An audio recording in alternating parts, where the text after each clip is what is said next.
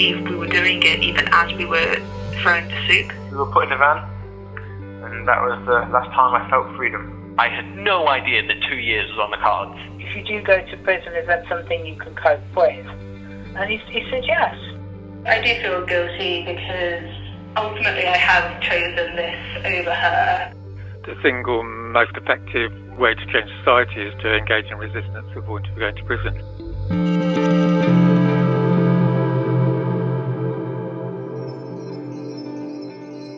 On a spring night in 2023, Angel Rohan was at a house party in Fremantle, Western Australia. It was getting late. She'd had a few drinks, and she was missing her fiancé, who had flown home to the UK a few weeks earlier. Her old housemates were having their annual house party, and she wasn't there, and I was a bit drunk, and I just kind of cracked it, and I got so angry that she was in England. I think all this resentment built up that I didn't feel like I gave myself permission to tell her, because I knew that she really was doing the right thing going back, and that it wasn't about me. Angel then made a decision that many of us know all too well. She sent a drunk voice note, explaining how she really felt. I sent her a very upsetting drunk message, I guess. Kind of just being like, I can't believe you'd leave me, so self-absorbed about it. Angel was angry at her fiancé for leaving Australia to return to the UK. They'd been building a life together for the last few years, and then all of a sudden, her fiancé was gone. More than that, Angel was angry at her partner for risking their future together in order to be part of a group that took the kinds of action Angel feared could wind her up in prison. And that's exactly what happened. Angel's fiancé is Rosa Hicks. We met her in the last episode. I've been charged with a conspiracy to cause a public nuisance. You might remember that Rosa is one of the Heathrow 10, a group of Just Stop Oil activists arrested last summer after an action at Heathrow Airport. When I spoke to Rosa and Angel at the end of last year, Rosa was awaiting trial in prison. At the time of making this episode, that trial is in full swing. We don't know whether or not Rosa will be convicted or whether she'll be spending the next few years in prison. But even if Rosa is acquitted and she walks free, Angel is worried her fiancé's commitment to the life of a climate activist means she'll never be coming back to Australia at all. I did say to her at some point while she was being in prison that if she gets out, that she needs to come back straight away or let go of what we have, because I'm not going to sit in the limbo forever. I'm Rivkah Brown. And I'm Clare Heimer, and you're listening to episode 3 of Committed, a podcast from Novara Media about the kinds of people willing to go to prison for what they believe in.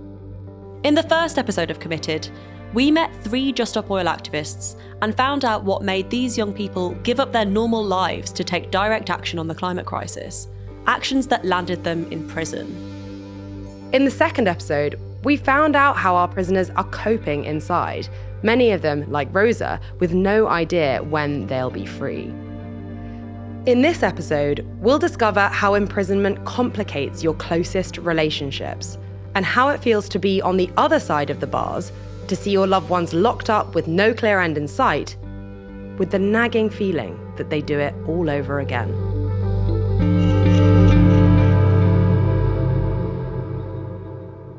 Okay, Claire. So imagine you're in this situation. You've been in a relationship with someone for a number of years. You're very much in love. Maybe you want family, buy a house together. You want a future with them. But then they go to prison for climate activism. Let's say for the sake of argument, it's a year. Could you do it? God, this is such a hard question. On the one hand, I feel like I know myself quite well now. I know that I'm a bit of a romantic. And so if I, am really in love with this person, if I really see a future with them, I feel like I know that I definitely try. Especially if it was just a year, I think I'd be like, okay, I'm going to lock in. I think I'd try and think of it as basically just like a more extreme version of a long distance relationship. But I think the key thing for me is whether or not I felt like I had an assurance from them that they weren't going to do this again and that this wasn't going to be a pattern that was going to continue throughout our life together of them going away for a long time and then coming back and then going away again. I think what it comes down to is that, well, I don't need to be like my partner's only priority. I feel like I definitely do need to be a big priority in my partner's life. And I kind of feel like if they'd committed to a life of activism that was going to see them in prison for a considerable period of time, I think that would make me feel like my life with them wasn't a priority to them in the way that I wanted theirs to be with me. And that's difficult to grapple with. Yeah, I do think it sort of helps a lot if you have the same sort of commitment to climate activism, and we'll talk more about that later. We briefly mentioned at the end of the last episode that one of the prisoners in this podcast, Luke Elson, is dating another climate activist, Phoebe Plummer. So I guess that makes it easier. And you're also someone who cares about the climate. So I guess like your convictions would probably give you a lot of like empathy towards them and political support that might cushion the blow of some of the like emotional things that you were experiencing. The tension, I think, for me really is that it's both really attractive when someone has something that they feel very strongly about and they are, doing whatever it takes to pursue that. I really want my partner to really care passionately about the world, but I also really want them to care passionately about me. And there often is this tension between being someone who cares so much about the world that you might have to sacrifice things in your personal life in order to really pursue that dedication. Yeah, I think the people who make sacrifices on the outside, it is interesting, are often women. And, like I was saying at my visit to Luke, it seemed like almost everyone was like a female partner of the prisoners.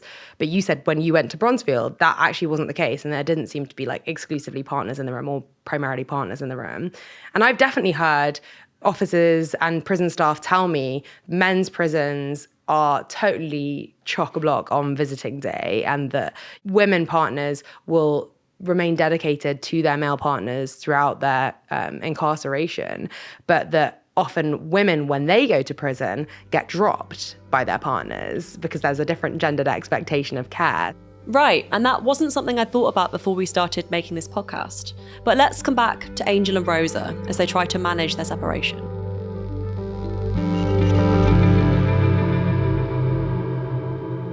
Rosa moved to Australia in 2017 for a study abroad programme during her penultimate year of university. By this point, she'd already dipped her toes into the world of climate activism in the UK. But it was in Australia, seeing wildfires and droughts up close, that something clicked.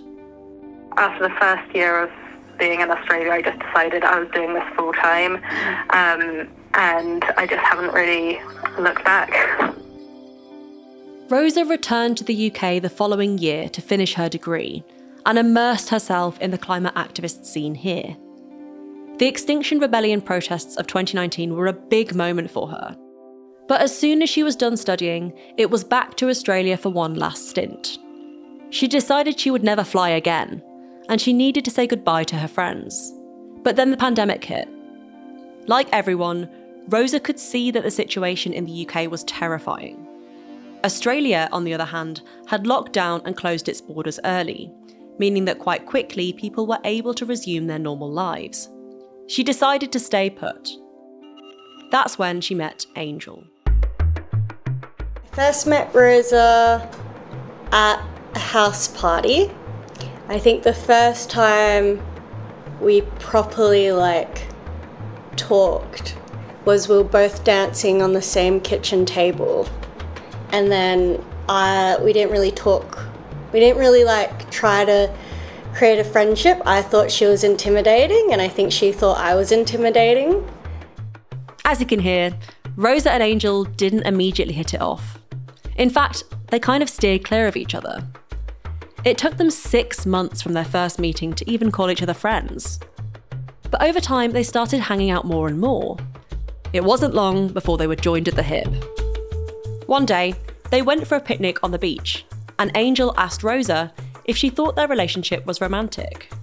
The rest, as they say, is history.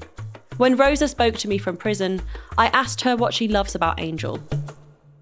So much. I think, well, the thing that I do love most is just, for me, how she, like, helps me become a better person. Like, I really think I've grown so much since knowing her. So Rosa loves that Angel helps those around her become better, more grounded versions of themselves. And it's fair to say the feeling's mutual. I kind of like everything about her. I think she makes you think about things more deeply and want to be a better person without... She's not necessarily judgmental about it, but I think she's just so, like, solid in her convictions that it eases the people around her into, like, lifting themselves to a higher standard as well. So Angel told me that she's attracted to Rosa's political commitment. That might be because Angel is also an activist. She campaigns around the rights of young people in Australian detention centres. Over the next couple of years, Rosa and Angel's relationship blossomed. But at the same time, for Rosa, being in Australia while trying to pursue her activism was feeling more and more untenable. She wanted to be doing the kinds of actions that put her at risk of arrest. And getting arrested and charged in Australia could have meant getting deported. So I was like, I need to go back, I need to, properly be able to do things and put myself forward and kind of lead by example and have proper integrity, as opposed to just always working in the back and hoping that other people were going to do the higher risk things and get arrested. Rosa made the difficult decision to go back to the UK at the start of 2023.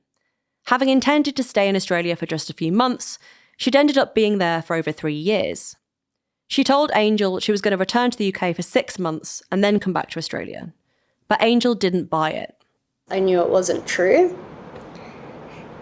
And I think everyone around us and who knew Rosa really well knew it wasn't true.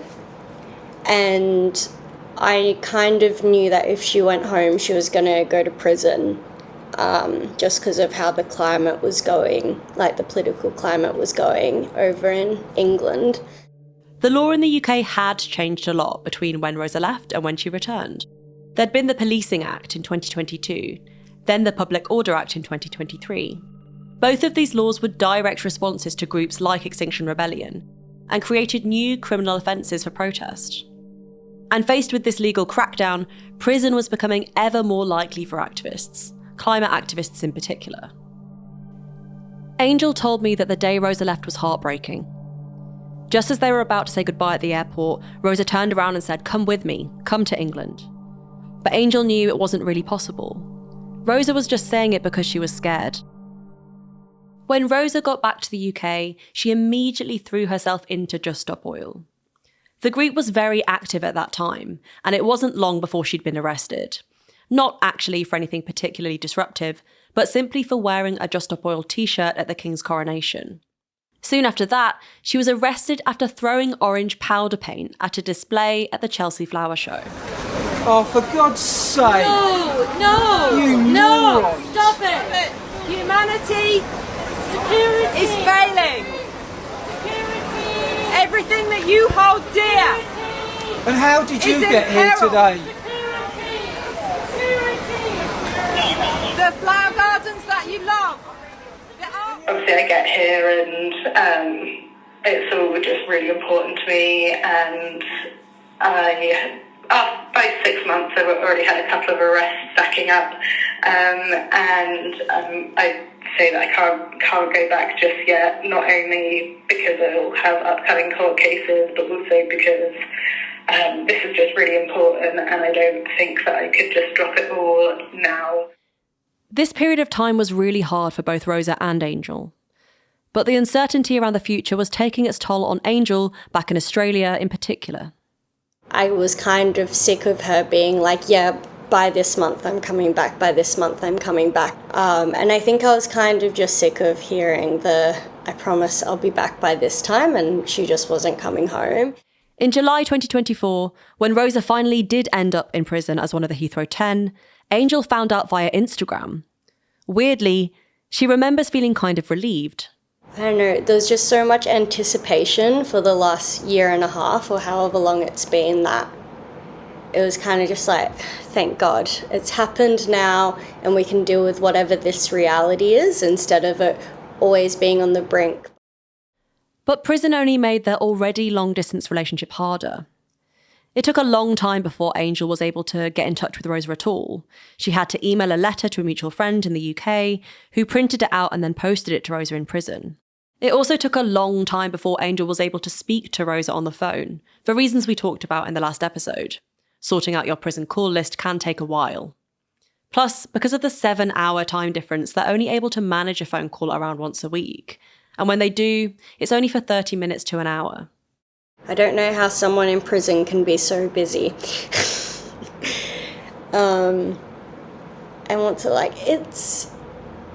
fine. I think it's always lovely to hear her voice, but I think we're both busy trying to catch each other up on just what's happening in life. I feel like we never get to have real discussions. I think it's fine, but I don't know, I think it's definitely taken away some sort of, I think, depth and emotional intimacy, which is expected.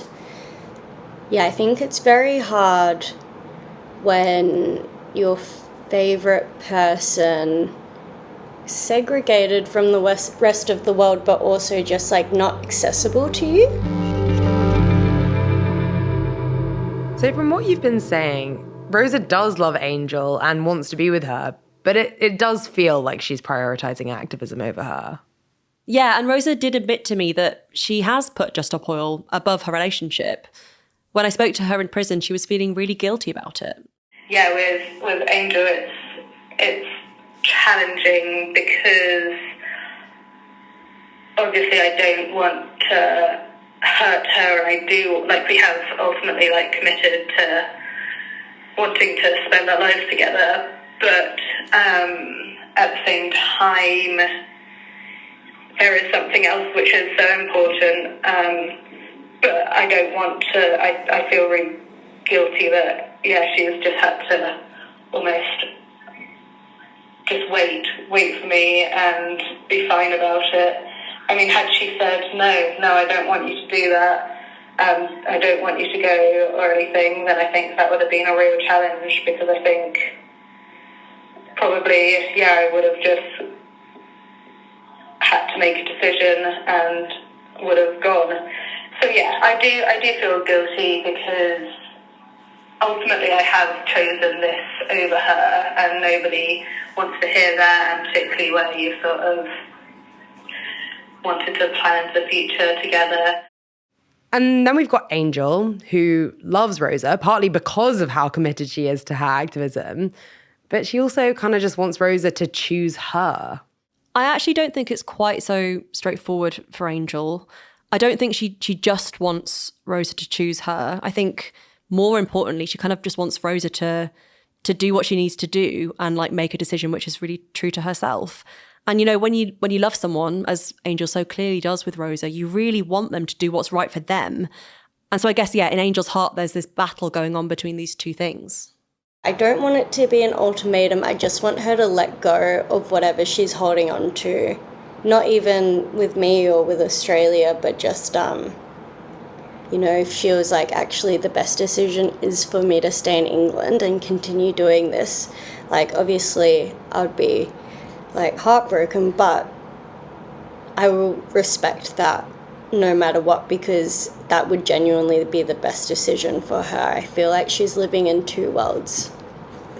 It's hard to support someone that's like pulled between, two entirely different things that they want. So I guess what we've learned is that prisoners aren't the only ones making sacrifices here. Their loved ones are too. And in fact, some prisoners have actually told me that the sacrifices their friends and family make are even greater than theirs because they're not chosen. You know, those sacrifices might feel more bearable if, like Angel, the friends and family are activists themselves. But in a lot of other cases, they're absolutely not. Activism is a totally foreign world for them, one they're thrust into alongside their loved ones.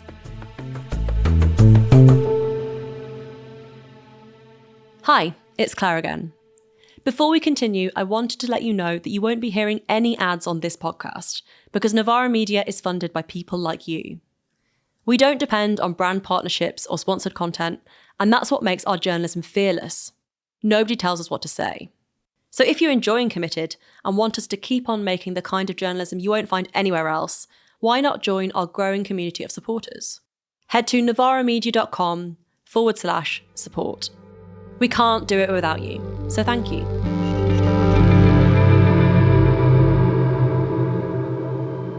Sarah Elson always knew there was something different about her son, Luke.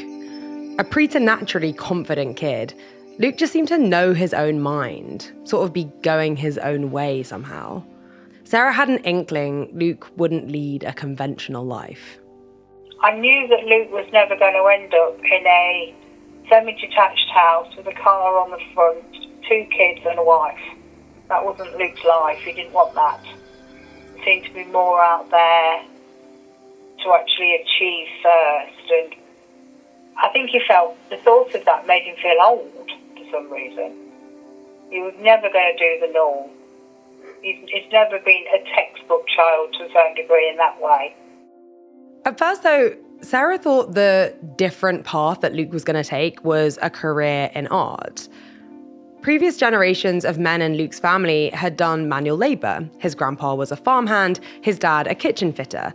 So it wasn't totally unexpected when Luke announced he wanted to work with his hands and be an abstract painter. But he was the first person in his family to pursue art as a career. Sarah was a bit thrown, though, when Luke got involved in climate activism. The climate crisis definitely was not something that was on the family's radar.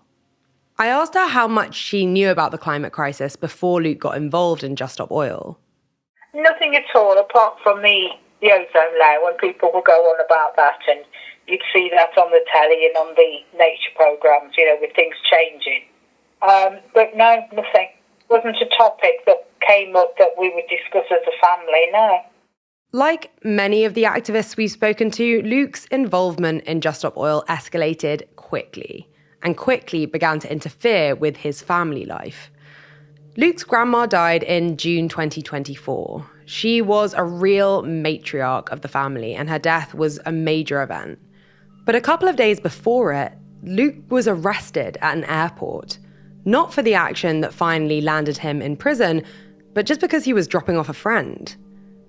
Within a few minutes of arriving at the airport, the police had clocked Luke and detained him. We don't know for sure exactly how the police recognised Luke, but he'd been involved in activism for a little while by that point, and possibly they had a photo of him. It wasn't hugely surprising that the police stopped Luke when they did either. Just Stop Oil had recently announced it would start taking action at airports. But even after the police searched Luke and found he had nothing on him that could be used for a protest, they didn't let him go. Instead, they took him to the station and held him there for hours. Luke was bricking it. And then I started to panic because I had to catch a train 9 o'clock that night to go back to Leicester for my dad's funeral. And we were held, and then our houses got searched while we were in custody. And it got to a point where I was like, I'm going to miss my dad's funeral now. And I kind of went to a bit of crisis. But eventually got released at like 2 in the morning. So Luke had to race from London to Leicester at 2 in the morning. To make matters worse, the police had returned his belongings, but not his phone. So he had to navigate phoneless. He made a quick call to his mum from a friend's phone to let her know he was on his way. Luke just made it to his grandma's funeral, sleepless and dishevelled. The whole fiasco might sound like a funny caper in hindsight, but his family was pretty upset by it, particularly his younger sister, Zoe. Luke's sister is the more straight-laced one.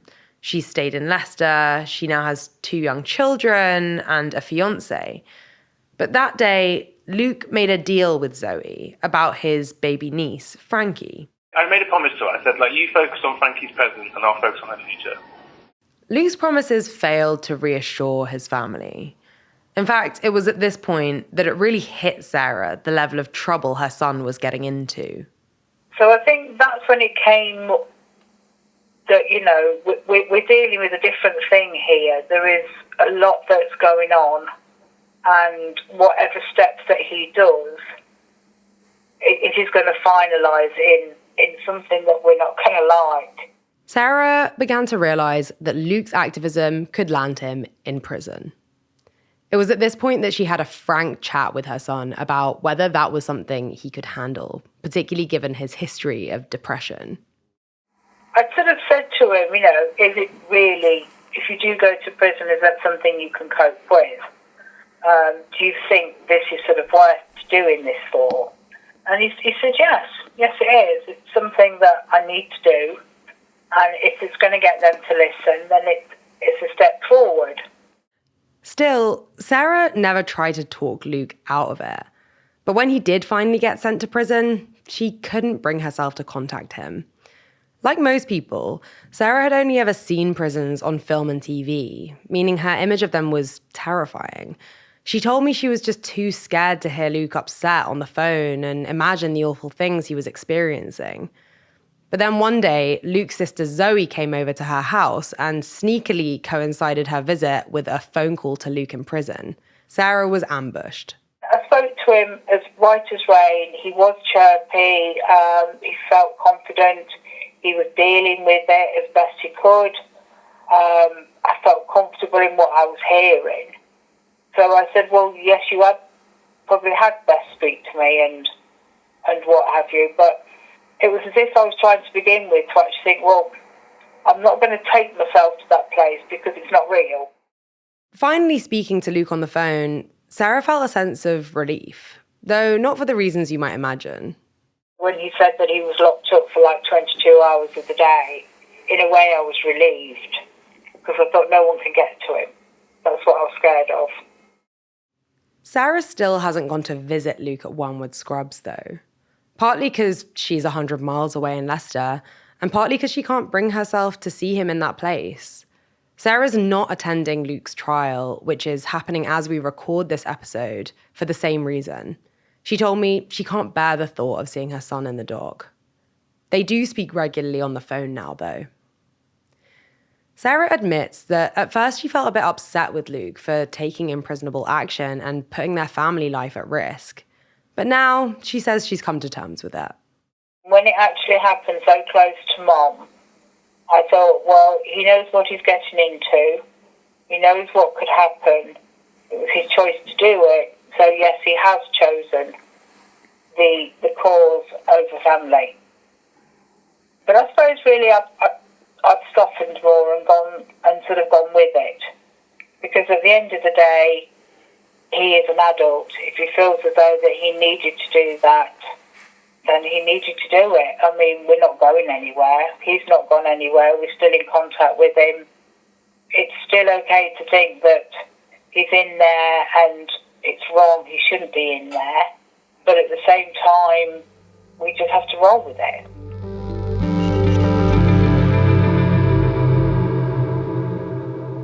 In some cases, people's families also get sucked into the drama. After Anna Holland became a national hero, or hate figure, depending on your perspective, for throwing soup at a Van Gogh painting, their family got doorstepped by journalists. Anna's mum, who's a head teacher of a primary school, had to have a disciplinary meeting with her board of governors. And Anna's brother, who's in the RAF, also had to meet with his superiors.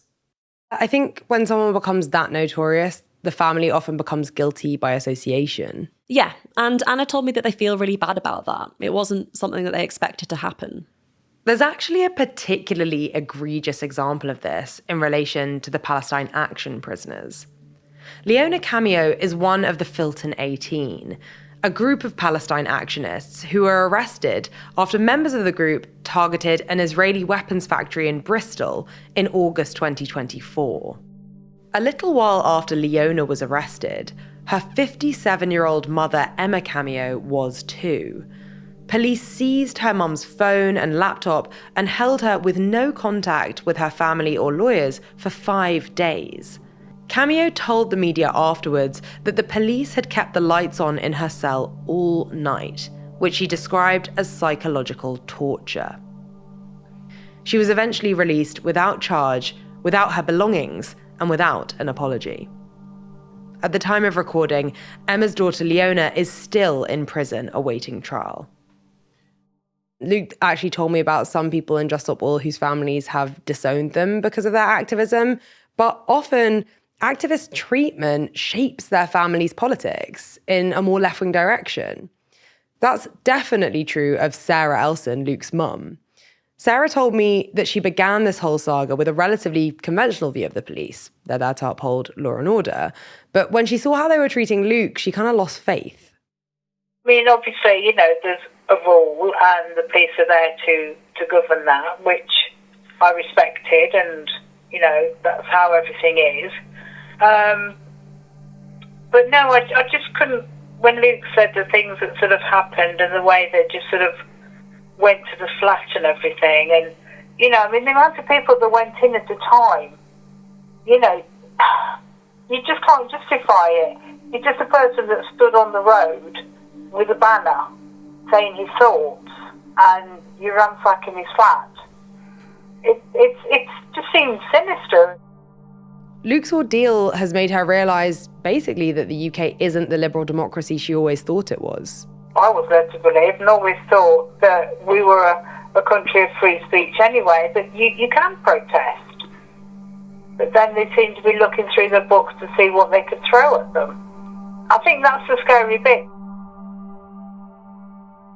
We've talked a lot so far about climate activists who've put their activism before their loved ones. Rosa leaving Angel in Australia to take more radical action, Luke nearly missing his grandma's funeral because he'd become a wanted man. But what we haven't talked about are the times when activists have put their loved ones first. That's definitely the case with Rory Wilson. Rory would have been one of the Heathrow 10, as in he was arrested in the same group as Luke and Rosa, but he's not actually part of the same trial. That's because he pleaded guilty. Rory's mum has terminal cancer, and he knew that if he pleaded guilty, he would automatically receive a discount on his sentence and hopefully be able to spend more time with her. Rosa and Luke are also constantly grappling with whether they've got the balance right, and there are a lot of decisions that go on behind the scenes that are taken to make things easier for people's loved ones. For example, a lot of prisoners, when they get out of prison, do agree with their families and partners not to take climate action, at least for a while. We'll come back to that in the next episode. Rivkah, how do you think your family would react if you went to prison for climate activism? Yeah, I think my parents would probably be okay. I think they would struggle, my dad in particular, although he would probably send me a ton of books. But they'd visit me, we'd speak on the phone. It would be kind of like a long distance relationship, manageable. I think my siblings would find it a bit harder because we hang out a lot. We have a lot of intimacy in our relationships. And so I think that would change it quite drastically. I do think there would also be this kind of hole within the family. We do have a lot of get-togethers as a family, and I do think that people would be worried and asking after me, and I think I would feel a sense of kind of guilt and responsibility about that. Even if people understand the reasons why you're in prison, there's probably quite a lot of social stigma that's attached to having a child who's in prison. My extended family, we don't really talk about politics. I know some of them are probably more right-leaning, conservative voting maybe. I don't think any of them have such strong right-wing political convictions that they would be really angry with me or think that I was stupid for being a climate activist. I just think they probably would think, why does she care so much? Why has she done this? It's kind of embarrassing. How would the Heimers respond to their daughter being in prison, Claire? I think the Heimers, in a way, would be proud. I think generally my immediate family are quite politically supportive of climate activism, of left-wing activism in general. I kind of think, my dad's always loved having a story to tell about, whatever me and my sister are up to. And this, this would be a story to tell if I was in prison.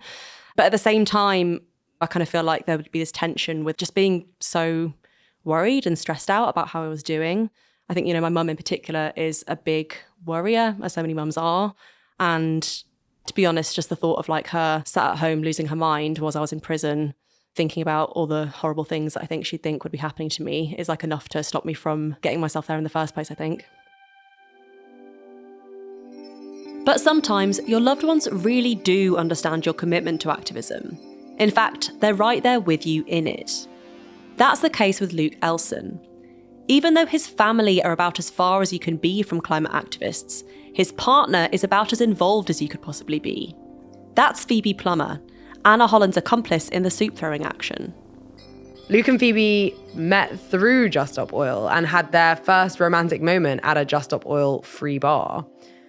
Prison has always been on the cards for both of them. They were very honest about it from the outset.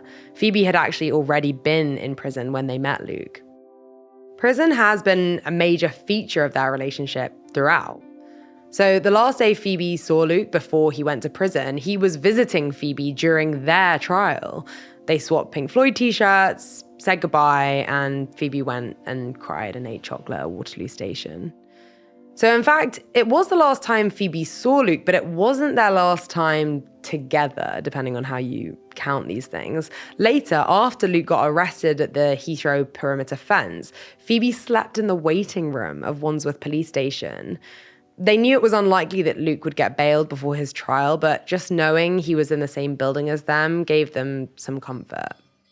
Now Phoebe and Luke are both in prison, which you'd think might make their separation easier because one person isn't being left behind, like with Rosa and Angel.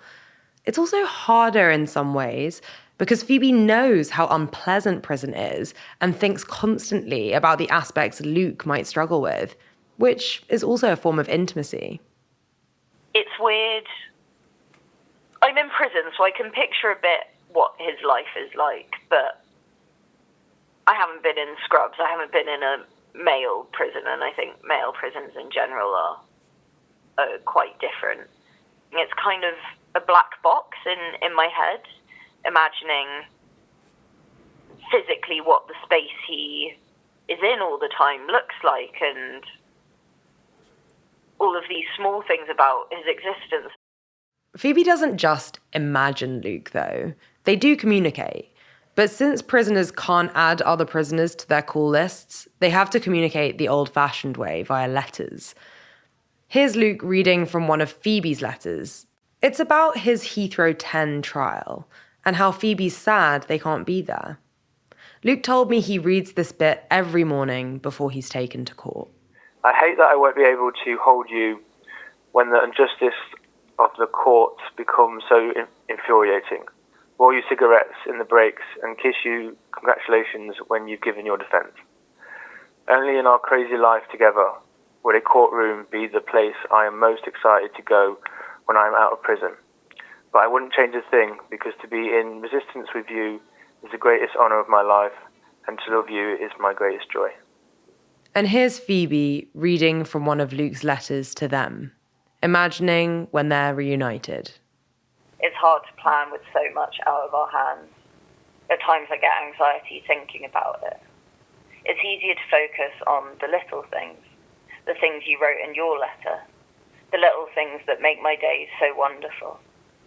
If someone asked me where my favourite place on earth was, I'd say it isn't a place you'll find on any map. It doesn't have an address.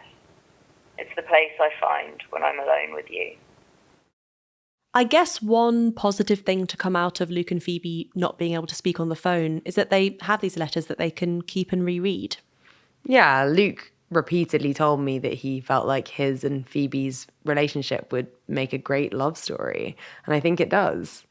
Yeah, and I think it is quite brave and I guess vulnerable of them to write these things to each other when they know that the guards can read their letters.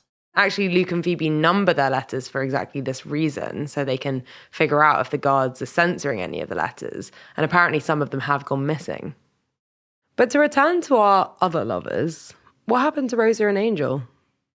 Well, Rosa told me just before her trial started that opening up to me for this podcast had actually prompted her to reflect on her relationship and to have some conversations with Angel she'd maybe been avoiding. I said to her how after talking to you, it reminded me that not only since I've been in prison, I've been very self-centered. I've been thinking about myself, and I've not necessarily acknowledged the effect that it has on other people. And she actually responded to that saying, no one would expect you to, and still you have. And I know that you are thinking about everybody else because that's all you do. So they're in a really good place. But until Rosa's trial is over, they're still very much in limbo. Rosa might be a free woman in a few weeks and be on a plane back to Australia. She might be convicted and sentenced to several years in prison, which might make her relationship with Angel untenable. Or she might be acquitted but choose to stay in the UK in order to continue her activism, which, for Angel, might be the most painful scenario of all. Angel kind of has to be prepared for every eventuality. I asked her what she hopes or fears will happen. I guess I'm hopeful that she'll get out and she'll come home and she'll get permanent residency, and then we'll just live our lives together forever. I think I'm most scared that I'll have to say goodbye to her. In whatever way that looks like, I think I feel a lot of resistance there to letting go, because she's such like a massive part of my life, and I think even like if we throw away like the romantic side and all of that, she really is just like a best friend. And like choosing to let go of a best friend when there's been no like falling out or anything, it's a very hard decision, I think. Yeah. So I think saying goodbye. In the final episode of Committed, we'll follow our Just Stop Oil activists as they exit prison and re-enter the world. How normal a life can they lead with a GPS tag on their ankle? Has being in prison put them off activism or renewed their commitment to it? Has their imprisonment actually advanced their cause or just harmed them? And knowing all of this, was it all worth it? We'll also discover what happened to Rosa, Luke, and the rest of the Heathrow 10, and what the trial verdict means for their relationships. And we'll speak to Roger Hallam, one of the founders of Just Stop Oil, who is currently serving the longest sentence a UK court has ever handed out to a peaceful protester. We'll ask him why he pushed for a strategy that has put so many young activists in prison, and whether he feels any guilt about it. Obviously, you have responsibility, and obviously, unless you're really weird, you feel guilty and, distressed when people get traumatized or experience distress through their activism. But I think the real question is how the responsibility should be enacted. That's next time on Committed. Committed is a podcast from Novara Media. It was reported and presented by Rivkah Brown and Claire Heimer. The producers were Richard Hames and Chal Ravens. Music and sound editing was by Matt Huxley. Art direction was by Pietro Garone and Filippo Mara. Thanks to all of the prisoners, their partners, friends and family members who spoke to us for this podcast. Thanks also to their prison buddies, Alex, Jamie, Kate and Pia. And thanks to Bertie Coyle from Just Stop Oil.